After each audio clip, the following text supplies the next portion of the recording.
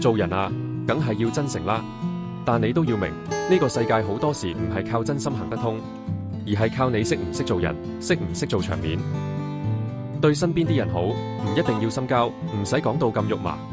有時淨係打個招呼，笑一笑，記得人哋個名，人哋已經會覺得，咦，呢個人幾唔錯喎，起碼有禮貌，唔失禮。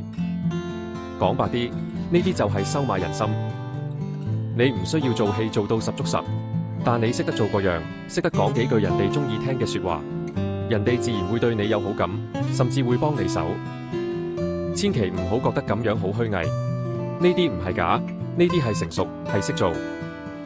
有啲人去到邊都有貴人撐，識做人，知道點樣收買人心。做人唔使你日日掏心掏肺，識做個樣，識做人情世故，呢啲係大智慧嚟。